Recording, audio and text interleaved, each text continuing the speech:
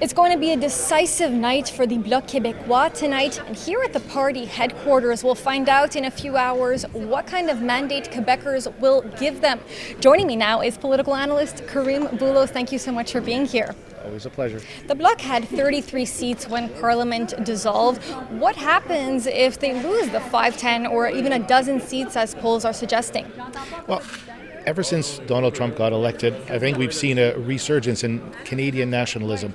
You know, the enemy of your enemy becomes your friend. And I think that there's a protectionist attitude about making sure that our economy rebuilds, that jobs are not lost.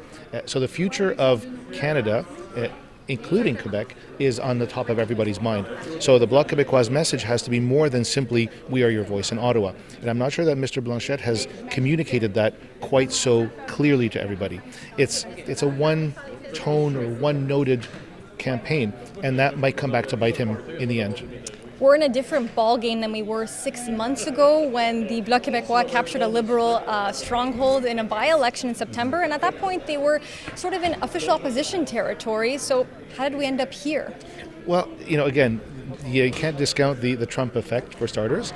And we also have to remember that the Parti Québécois was having a particularly positive sort of a run at the provincial level, and the Parti Québécois voter provincially is typically a Bloc voter federally. And so with the eroding effect, thanks to the Trump administration, thanks to the arrival of Mr. Carney to bring new life to the Liberal Party, has really taken a lot of the steam out of the Bloc Québécois campaign and the Conservative campaign as well. We saw the arrival of Mr. Carney on the federal scene, and despite his lack of knowledge of Quebec, he still has managed to change the tide that was associated to Mr. Trudeau.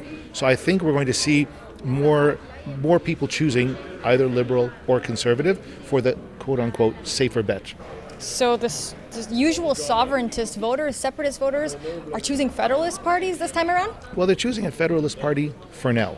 It's not that they've given up on sovereignty. I think they're always going to be in their heart Quebecers first and sovereignists as a goal.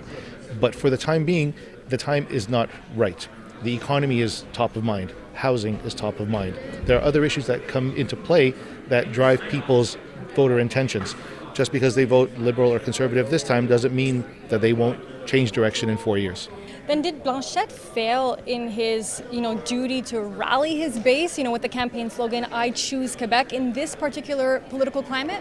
Well, at the start of the campaign, he was criticized quite heavily by many different people for not being forceful enough with his message about more than simply, I choose Quebec. There's got to be more to it. What is your platform about? What are you promising Quebecers? And how will your presence in Ottawa make a difference for us here in Quebec? He hasn't had a lot of media attention either.